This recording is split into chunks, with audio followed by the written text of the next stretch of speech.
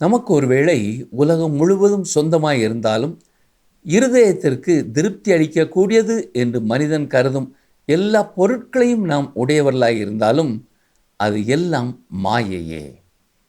கிறிஸ்து இல்லாத வாழ்க்கையில் நாம் திருப்தி காண முடியாது. உலகம் நம்மை திருப்தி செய்யாது. ஏனென்றால் நம்முடைய இருதயம் உலகத்தை விட பெரியது. மாயை என்ற வார்த்தை 37 முறையும், சூரியனுக்கு கீழே என்னும் வார்த்தை 29 முறையும் இந்த புத்தகத்தில் வருகிறது.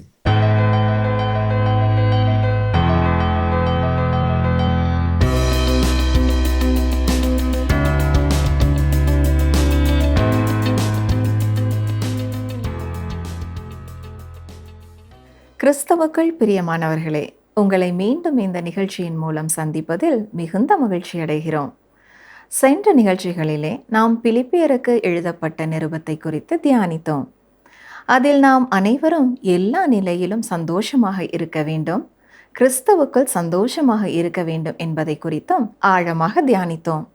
இன்றைய தினத்தில் இருந்து புதிய தியானத்திற்காக நாம் பிரசங்கி என்னும் புத்தகத்தை பழைய ஏற்பாட்டில் இருந்து தியானிக்க போகிறோம். இந்த பிரசங்கி என்னும் புத்தகத்திற்கும் நாம் கடந்த நிகழ்ச்சிகளில் கற்றுக்கொண்ட பிலிப்பியர் என்னும் புத்தகத்திற்கும் தொடர்பு இருக்கிறது என்று கூறினால் அது மிகையாகாது. சந்தோஷம் என்பது வாழ்வின் மன நிறைவை நிர்ணயம் செய்யும் ஒரு முக்கிய அம்சமாகும். இந்த சந்தோஷத்தை தேடி பலர் தங்களுடைய வாழ்க்கையை தொலைத்துள்ளனர்.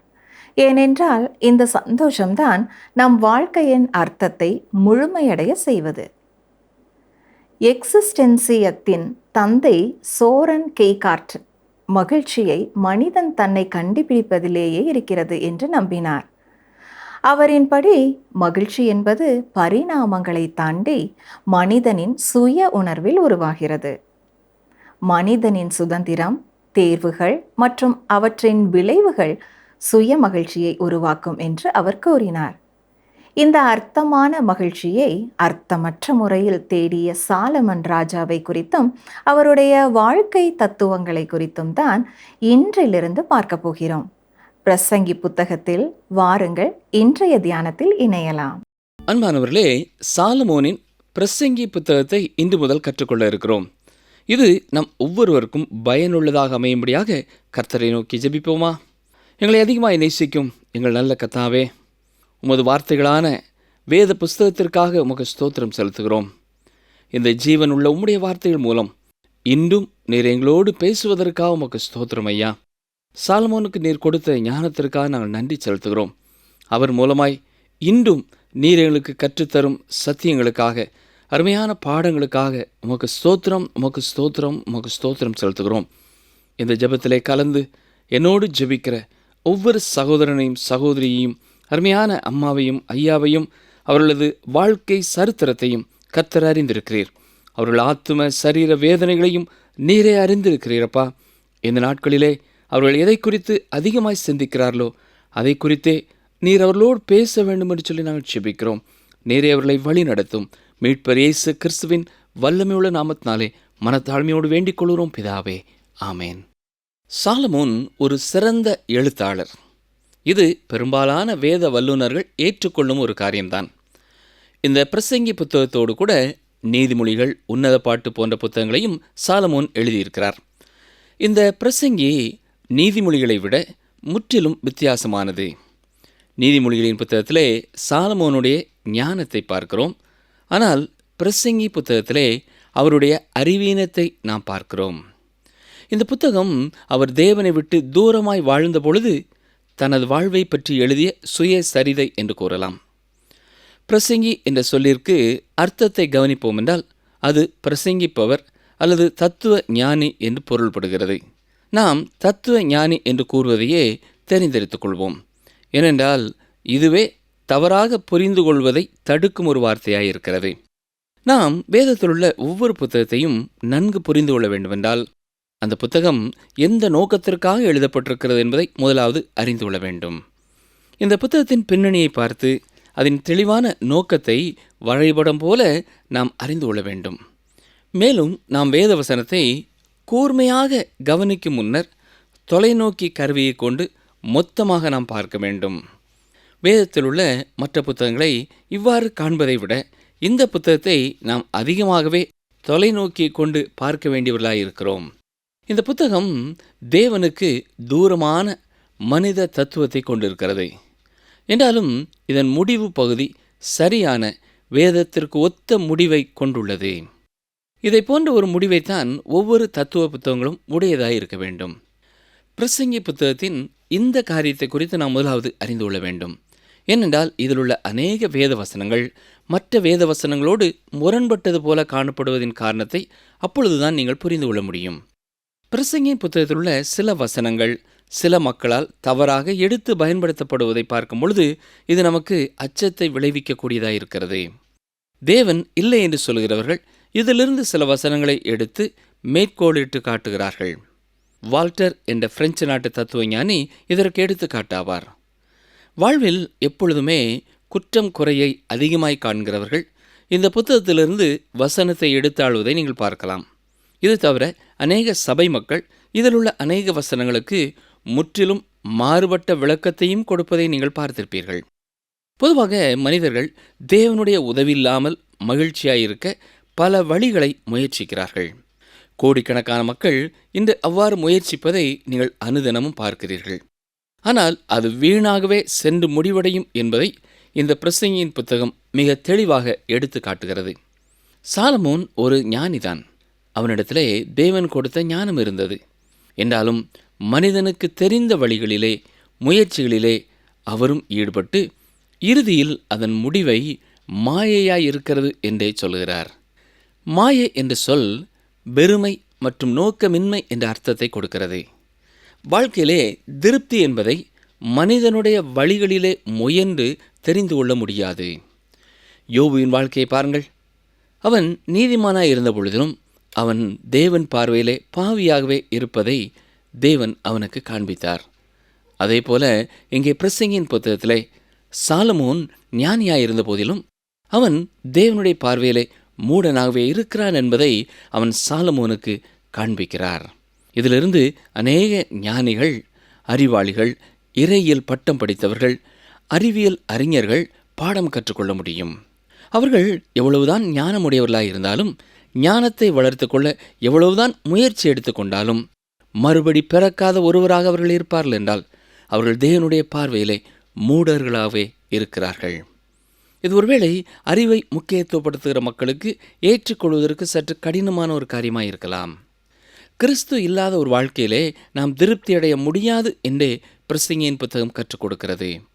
நமக்கு ஒருவேளை உலகம் முழுவதும் சொந்தமாய் இருந்தாலும் இருதயத்திற்கு திருப்தி அளிக்கக்கூடியது என்று மனிதன் கருதும் எல்லா பொருட்களையும் நாம் உடையவர்களாய் இருந்தாலும் அது எல்லாம் மாயையே.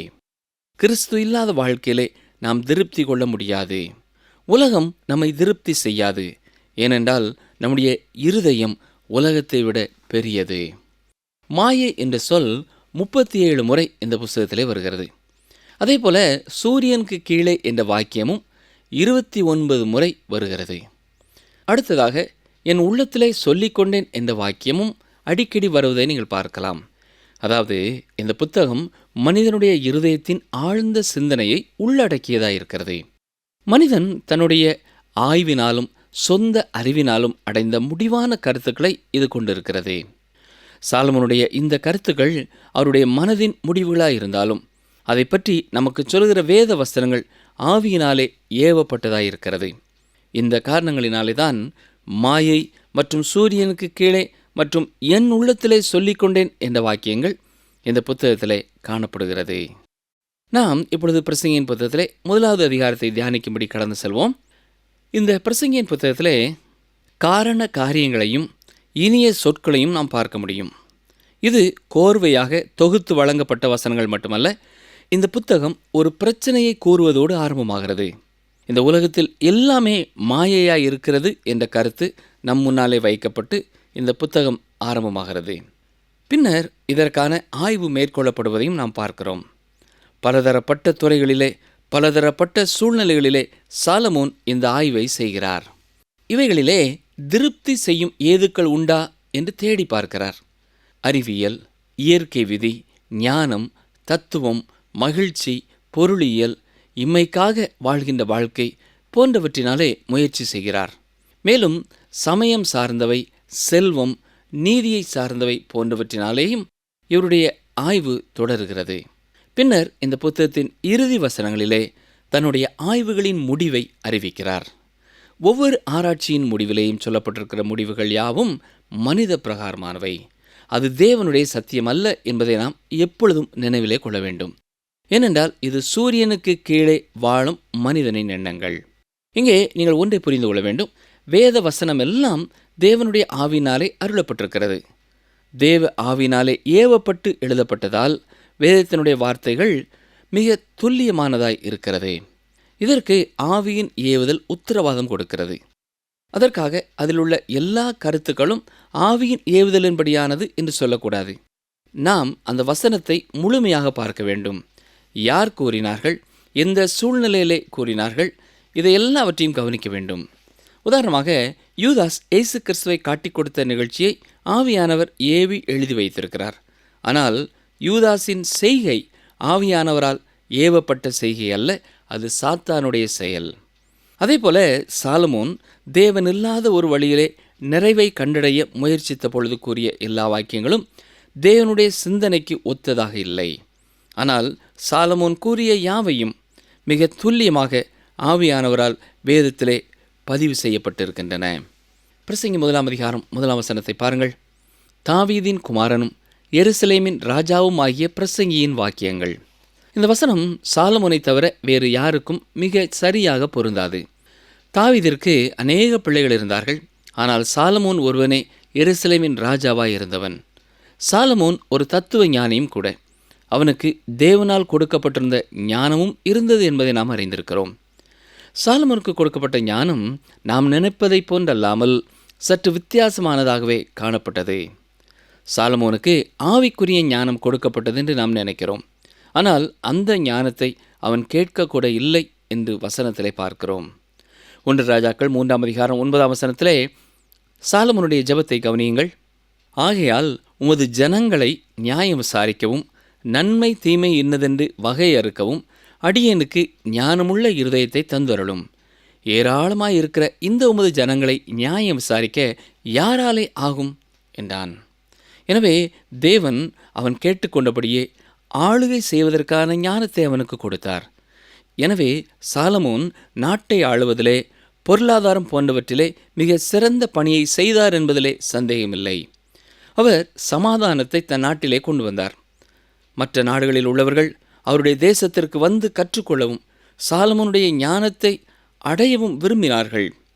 தேவனுடைய ஆலயத்திலே பாவிகளுக்காக செலுத்தப்படும் பலிகள் மூலமாக தேவனை குறித்த சாட்சியை அவர் கொடுத்தார். பூமியின் கடையாந்தரங்களிலிருந்து வந்த சேபா என்ற அரசியும் இந்த காரியங்களையே அறிந்து கொண்டாள். ஆனால் ஆவிக்குரிய காரியங்களிலே சாலமோன் ஞானம் பெற்றவராக இல்லை என்றே நாம் அறிய முடிகிறது. இங்கே சாலமோன் தேவனுக்கு வெளியிலிருந்து ஆய்வை மேற்கொள்கிறார். சூரியனுக்கு கீழே உள்ள மனிதனாய் அவர் இதை செய்தார். சூரியனுக்கு கீழே இருக்கிற மனிதனுக்கும் தேவனுடைய பிள்ளைகளுக்கும் அநேக வித்தியாசங்கள் இருக்கின்றன. எபேசியர் 1 அதிகாரம் 3 வசனத்திலே பார்க்கிறது போல இந்த தேவனுடைய பிள்ளை கிறிஸ்துவுக்குள் உன்னதங்களிலே ஆவிக்குரிய சகல ஆசீர்வாதத்தினாலும் ஆசீர்வதிக்கப்பட்டவனாயிருப்பான். பிரசங்கி 1 அதிகாரம் 2 வசனம். மாயை மாயை, எல்லாம் மாயை என்று பிரசங்கி சொல்லுகிறான். மாயை என்பது வெறுமையை குறிக்கிறது. எந்த ஒரு நோக்கமும் குறிக்கோளும் இல்லாத ஒரு வாழ்க்கையை வீணாக செலவழிப்பதை இது குறிக்கிறது. அதாவது மிருகம் அல்லது பறவை போல வாழ்வதை போன்று வாழ்க்கை நடத்துவதை இது அர்த்தப்படுத்துகிறது. இந்த அநேக புகழ்பெற்ற மனிதர்களும் கூட இவ்வாறு தான் வாழ்கிறார்கள். கோடிக்கணக்கான மக்களின் வாழ்க்கை இப்படிப்பட்டதுதான். இப்படிப்பட்ட அநேகரை நீங்களும் கூட சந்தித்திருக்கலாம். உங்கள் வாழ்க்கையிலே நோக்கம் என்ன என்று நீங்கள் அவரிடத்தில் கேட்பீர்கள் என்றால், உயர்ந்த ஒரு நிலைமைக்கு வர வேண்டும் என்று சொல்வார்கள். அதனை அடுத்து உங்கள் நோக்கம் என்ன என்று கேட்டால் அவர்களிடத்திலிருந்து பதிலை எதிர்பார்க்க முடியாது. ஏனென்றால் அவர்களிலே பலருக்கு நித்தியத்தை பற்றிய அறிவில்லை.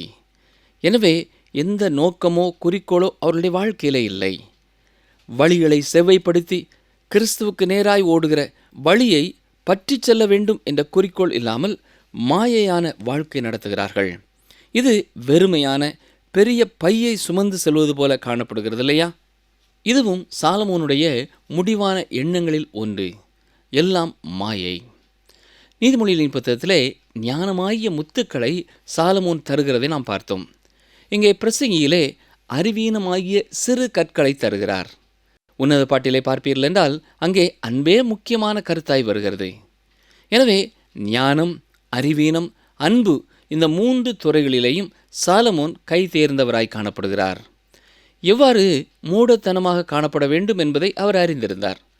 ஆட்சியிலே ஞானமாகவும் அன்பு வாழ்க்கையிலே சிறந்தவராகவும் காணப்பட்டார். சாலமோன் ஒரு சிறந்த ஞானிதான். ஆனால் அவரைப் போல அறிவீனமான ஆய்வை செய்தவரும் யாரும் இருக்க முடியாது. இவர் வெளிப்பாடுகளுக்கு ஒரு புதிராகவும் வேதத்திற்கு முரண்பாடு போன்றும் காணப்படுகிறவராயும் இருக்கிறார். மிகவும் சிறந்த ஞானி, பெரிய மூடராகவும் இருக்கிறார். பிரசங்கியின் புத்தகம் இதை வெளிப்படுத்துகிறது. மாயை, மாயை, எல்லாம் மாயை என்பது தேவன் இல்லாத வாழ்க்கையை குறிக்கிறது. சூரியனுக்கு கீழே உள்ள மனிதன் வாழ்க்கையிலிருந்து எதையாவது பெற்றுக்கொள்ள முடியும் என்று முயற்சிப்பதனால் ஏற்படுகிற விளைவுதான் இது. ஒரு சிலரை நீங்கள் பார்த்திருக்கலாம். அவர்கள் எப்பொழுதும் போதையை நாடுகிறவர்களாய் காணப்படுவார்கள். அவர்களோடு நீங்கள் பேசி பார்ப்பீர்கள் என்றால் அவர்கள் மனதில் இருக்கிற கசப்பான சூழ்நிலையை அறிய முடியும். போதையில் முயற்சித்தும் அந்த கசப்பு மறையாமல் இன்னும் அதிகமாகவே அவர்களுக்கு கசப்பு காணப்படுகிறதை நீங்கள் பார்க்கலாம். இதை தொடர்ந்துள்ள வசனங்களிலே இதற்கான பரிசோதனை நடைபெறுவதை நாம் கவனிக்க வேண்டும். இதிலே வாழ்வின் அனுபவங்களை கசக்கி பிழிந்து அதிலிருந்து சாறு எடுத்து சில முடிவுகளை சாலமோன் தரப்போகிறார். பிரசங்கி 1 அதிகாரம் 3 வசனம். சூரியனுக்கு கீழே மனுஷன் படுகிற எல்லா பிரயாசத்தினாலும் அவனுக்கு பலன் என்ன? சூரியனுக்கு கீழே என்பதை நாம் எப்பொழுதும் மனதிலே கொள்ள வேண்டும். இது மனிதனுடைய கண்ணோட்டம். இது தேவனுடைய கருத்து அல்லது தேவனுடைய கண்ணோட்டம் அல்ல. சாலமோனுடைய பரிசோதனைகள் பிரசங்கி 1 அதிகாரம் 4 வசனத்திலிருந்து 12 அதிகாரம் 12 வசனம் வரை உள்ள வசனங்களிலே இடம்பெற்றிருக்கிறது. முதலாவது பரிசோதனையை சாலமோன் அறிவியலிலே செய்கிறார். இயற்கை விதிகளை ஆராய்கிறார். சாலமோன் அன்றைய நாட்களிலே இப்படிப்பட்ட காரியத்தை செய்தது உண்மையாகவே நம்முடைய ஆர்வத்தை தூண்டும் காரியமாயிருக்கிறது. மனிதன் இயற்கையை ஆராய்வதை இன்று வரை செய்து கொண்டுதான் இருக்கிறான். தன்னுடைய வாழ்நாள் முழுவதையும் அர்ப்பணித்து அநேக காலங்களை அதற்காக செலவு செய்து இதை செய்து கொண்டே இருக்கிறான். இந்த பிரசங்கியின் புத்தகம் இந்த இயற்கை விதிகளை கூறுவதிலே சிறந்ததாயிருக்கிறது. பிரசங்கி 1 அதிகாரம் 4 வசனம் பாருங்கள். ஒரு சந்ததி போகிறது, மறு சந்ததி வருகிறது, பூமியோ என்றைக்கும் நிலைத்திருக்கிறது. பூமியோ என்றைக்கும் நிலைத்திருக்கிறது, ஆனால் மனிதனோ நிலைக்கிறதில்லை. அவன் தற்காலிகமானவன். இந்த உலகத்திலே வாழுகிற மனிதர்கள் பழங்கால மனிதர்களை விட அநேக காரியங்களிலே வேறுபட்டவர்களாய் காணப்படுகிறார்கள். அதுபோல இனிவரும் சந்ததியும் நம்மை விட அநேக காரியங்களிலே முன்னேறினவர்களாக வேறுபட்டவர்களாக காணப்பட போகிறார்கள். ஆனாலும் மனிதன் தற்காலிகமானவனே. மனித இனம் இருந்து கொண்டேதான் இருக்கும். தொடர்ந்து பிள்ளைகள் பிறந்து மனித இனம் பெருகிக் கொண்டே வருகிறது. என்றாலும் ஆதியில் இருந்த அதே மனிதன் தொடர்ந்து உயிர் வாழ்கிறதில்லை. நீங்கள் 100 ஆண்டுகளுக்கு முன் இந்த பூமியிலே இருந்ததில்லை. அதே போல அடுத்து வரும் 100 ஆண்டுகள் வரை நாம் இங்கே இருக்கப் போவதில்லை. நம்முடைய ஆயுள் காலம் வரை பூமியிலே வாழ்கிறோம். பிறகு மற்றுமொரு சந்ததி வருகிறது. இதைத்தான் சாலமோன் ஒரு சந்ததி போகிறது, மறு சந்ததி வருகிறது என்று கூறுகிறார். தேவனுடைய படைப்பிலே மனிதனுடைய வாழ்நாள் பெரும் தோல்வியை தழுவியுள்ளது. மனிதன் சில ஆண்டு காலமே உயிர் வாழுகிறான். ஆனால் சில மரங்களை பாருங்கள், அவைகள் பல நூற்றாண்டுகளாக உயிர் வாழ்கின்றன. வட கலிஃபோர்னியாவில் உள்ள சில மரங்கள், அதாவது ரெட்வுட் ட்ரீஸ் என்று சொல்கிறார்கள், இயேசு கிறிஸ்து பூமியிலே வாழ்ந்த காலத்திலிருந்தே இருக்கின்றன, இன்னும் அவை உயிர் வாழ்கின்றன என்று சொல்லப்படுகிறது. இதே போல பாறைகளை பாருங்கள், பல கோடிக்கணக்கான ஆண்டுகளாக அவைகள் இருக்கின்றன என்று புவியியல் ஆராய்ச்சியாளர்கள் கூறுகிறார்கள். பூமி எத்தனை ஆண்டுகளாக இருக்கிறது என்பதை குறித்து நமக்கு தெளிவாக தெரியாவிட்டாலும் ஒரு மனிதன் தோன்றும் முன்னரே அது தோன்றிவிட்டது என்பதை குறித்து நாம் உறுதியாய் சொல்ல முடியும். மேலும் நாம் இந்த பூமியை விட்டு சென்ற பிறகும் பூமி இருக்கப் போகிறது என்பதை குறித்தும் சந்தேகமில்லை. இந்த விதமாக நாம் ஆராயும் பொழுது இது வாழ்வை பற்றிய ஒரு பரிமாணத்தை கொடுக்கிறது. இது சோர்வை கொண்டு வரக்கூடியதாகவும் உற்சாகத்தை இழக்கச் செய்கிறதாயும் இருக்கிறது. மனிதன் தான் எந்த விதமாய் இருக்கிறான் என்று அவன் சிந்திப்பதைப் போல அவன் இல்லை. நாம் அடுத்து வரும் நிகழ்ச்சியிலே சில சிறந்த வாக்கியங்களை பார்க்க போகிறோம். அதிலே சாலமோன் இயற்கை விதியை ஆராய்ந்து பார்த்துவிட்டு அவர் அறிந்து கொண்ட காரியங்களை வெளிப்படுத்துகிறதை பார்க்கிறோம். இன்றைய அறிவியல் உலகத்திற்கு இது அடிப்படையாக இருக்கிறது என்பதை பார்க்கும் பொழுது அது நமக்கு ஆச்சரியமானதாக இருக்கிறது. சாலமோன் தேவனிடத்திலே ஞானத்தை கேட்டபொழுது தேவனோடு உள்ள தொடர்பை குறித்த ஞானத்தையோ தேவனுடைய சித்தத்தை அறிந்து வாழ தேவையான ஞானத்தையோ கேட்கவில்லை. நம்முடைய வாழ்க்கையிலே நாம் ஜெபிக்கும் பொழுது தேவனிடத்திலே எதை கேட்கும் பொழுதும் அவருடைய சித்தத்துக்கே ஒப்புவித்து நாம் கேட்க வேண்டும். மாயை மாயை எல்லாம் மாயை என்று பிரசங்கி சொல்லுகிறார். இது மனித கண்ணோட்டத்திலேயே எதையும் பார்க்கிறார்கள் என்பதைத்தான் காட்டுகிறது. கர்த்தரை அறிந்த ஒருவராக நீங்கள் இருப்பீர்கள் என்றால் உங்கள் வாழ்க்கையின் பிரதானமான நோக்கம் என்ன, உங்கள் வாழ்க்கையின் குறிக்கோள் என்ன என்பதை சற்றே எண்ணி பாருங்கள். கர்த்தருக்கு பிரியமான ஒரு வாழ்க்கை வாழ்வதும் அவருக்கு சாட்சியாக வாழ்வதும் மட்டுமே சந்தோஷம் நிறைந்த ஒரு வாழ்க்கையாயிருக்கும். என்னை கேட்டுக்கொண்டிருக்கிற உங்களுடைய வாழ்க்கையிலே நிறைவான மகிழ்ச்சி இல்லை என்றால் உங்கள் வாழ்க்கையின் நோக்கம் என்ன என்பதை ஆழமாய் சிந்தித்து பாருங்கள். பணமா அல்லது பதவியா அல்லது பேரா அல்லது புகழா உங்கள் வாழ்க்கையின் குறிக்கோளாக இப்படிப்பட்ட காரியங்கள் இருக்கும் என்றால் நீங்கள் எந்த சூழ்நிலையிலே வாழ்ந்தாலும் மாயை மாயை எல்லாம் மாயை என்று தான் கூறுவீர்கள்.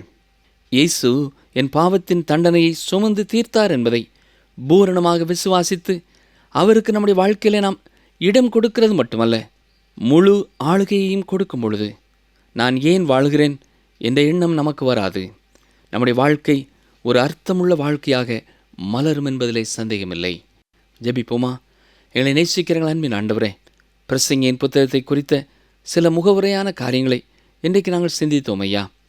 நாங்களும் மதியினத்தின் மத்தியிலே இருக்கிறவர்களாக நீர் எங்களை காண்பீர் என்றால் மெய்யான ஞானத்தை எங்களுக்கு தாரும். அர்த்தமுள்ள வாழ்க்கை, மன அமைதி தரும் வாழ்க்கையை பெற்றுக்கொள்ள எங்கள் வாழ்க்கையில் உள்ள குறை குற்றங்களை எங்களுக்கு சுட்டி காட்டும். நாங்கள் தகுதியற்றவர்களாக இருந்தாலும் நீர் எங்களுக்கு தரும் நன்மைகளுக்காக, கிருபைகளுக்காக, இரக்கங்களுக்காக உமக்கு ஸ்தோத்திரம் செலுத்துகிறோம். இந்த நாள் முழுவதும் எங்களோடு தங்கியிருந்து எங்களை வழிநடத்துமப்பா. நாங்கள் எந்த காரியங்களுக்காக எப்படி ஜெபிக்கிறோம் என்பதிலேயும் கவனமுள்ளவர்களாய் காணப்பட நீரே எங்களை காத்துக்கொள்ளும். இயேசு இரட்சகரின் வல்லமையுள்ள நாமத்தினாலே தாழ்மையோடு ஜெபிக்கிறோம் பிதாவே, ஆமேன். பிரியமான நேயர்களே, இன்றைய நிகழ்ச்சியை நீங்கள் முழுமையாக கவனித்திருப்பீர்கள் என நம்புகிறோம். இன்றைய நிகழ்ச்சியில் இது ஒரு தத்துவ ஞானியின் புத்தகம் என்பதை தியானித்தோம். இந்த புத்தகத்தில் அநேக முரணான விஷயங்கள் இருந்தாலும் அது முடிவிலே வேதத்தை தெளிவாக விளக்குகிற புத்தகமாக இருக்கிறது என்பதை நிரூபிக்கிறது. அது மட்டுமல்லாமல் மக்கள் தங்களுடைய வாழ்க்கை மகிழ்ச்சியை தாங்களாகவே தற்காலிகமான சந்தோஷத்தின் மூலம் தேடிக்கொள்ள முயற்சிக்கிறார்கள் எனும் கருத்தை ஆழமாக கவனித்திருப்பீர்கள் என்பதை நம்புகிறோம். ஆம் பிரியமானவர்களே, இன்றைய காலத்தில் நாம் மகிழ்ச்சியிலும் விஷயத்தை சிறிய சிறிய விஷயங்களில், அதாவது தற்காலிகமாக நிலைத்திருக்கக்கூடிய விஷயங்களில் தேடுகிறோம். ஆனால் இந்த புத்தகம் அந்த சந்தோஷங்கள் தற்காலிகமான விஷயங்களே இல்லை என்பதை ஆணித்தரமாக நிரூபிக்கிறது. இந்த புத்தகத்தில் உபயோகிக்கப்படும் மாயை என்ற வார்த்தையின் அர்த்தம் திருப்தியின்மை அல்லது நிம்மதியின்மையாகும். கூடவே 1ஆம் அதிகாரம் உலகத்தில் அனைத்தும் மாயை என்று ஒரு பிரச்சனையை கூறி ஆரம்பிக்கிறது. பின்னர் அந்த பிரச்சனைக்கான தீர்வுக்காக பல வழிகளில் தேடிக்கொண்டிருக்கிறார்கள். அதற்கு பிறகு என்ன ஆனது என்பதுதான் இந்த மொத்த பிரசங்கி புத்தகத்தின் சிறப்பு அம்சமாகும். ஆம் பிரியமானவர்களே, சாலமன் ராஜாவின் அர்த்தத்திற்கான பயணத்தில் நாமும் இணையலாம். வாருங்கள். தேவன் தாமே இன்றைய தியானத்தின் மூலம் உங்களை ஆசீர்வதிப்பாராக. நான் அவர்களுக்கு சௌக்கியமும் ஆரோக்கியமும் வரப்பண்ணி அவர்களை குணமாக்கி அவர்களுக்கு பரிபூரண சமாதானத்தையும் சத்தியத்தையும் வெளிப்படுத்துவேன். எரேமியா 33:6.